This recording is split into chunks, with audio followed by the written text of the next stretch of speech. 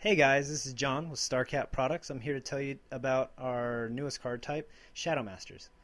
Now, Shadow Masters are a really cool card type. I'm a big fan of them.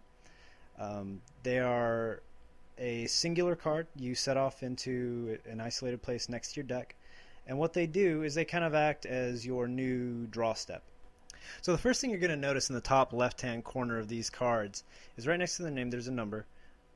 And that number indicates to you exactly how many resources you have to possess in order to put the card down. Now, those resources can be in reserve or expended. That you don't have to generate any terror to play them. You just put them down as soon as you have that many resources. So in Evelyn's case, she's the first Shadow Master that will ever cost less than 4 resources to put down. And this is a big deal because in most cases, smaller Shadow Masters tend to not survive long enough to do what they do. So I feel like I need to tell you a little bit how Shadow Masters behave in combat. How they work is they have a power stat as opposed to a combat stat. Now what that means is in combat, if a character is to deal damage, would get past your characters to deal damage to you, if you have a Shadow Master down, they're going to hit that Shadow Master first. So what their power stat indicates to you is how much damage they can receive before they die. However, that does not mean that they inflict that much damage. In fact, they inflict no damage during combat. So really, that's just sort of like their life. And you need to make sure that you can mitigate enough to keep them at 1, lest you lose your Shadow Master.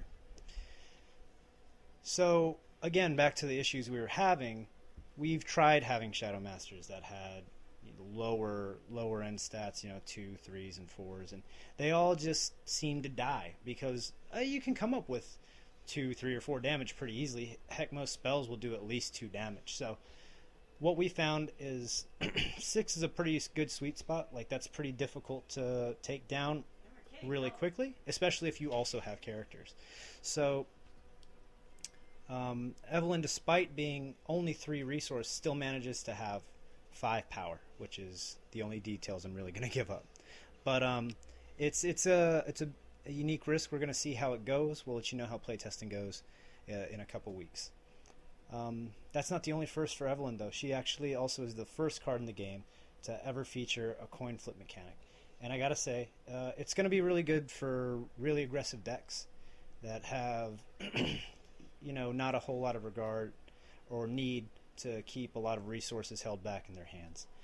So it's going to be a really fun card to play with. And the best thing is you'll be able to consistently get it out. So even in a more non-resource heavy deck, you'll be able to get her down frequently, and she'll be able to do good things for you, especially if you can support her with plenty of characters and things like that. So that was just a brief overview of how Shadow Masters work in the Universal card game. So this has been John with StarCat Products. Stay tuned for our next episode where we'll go into character cards and we talk about Miss Evelyn Bishop's much more aggressive sister Gracelyn and all the amazing things she's going to do for your deck. Till next time.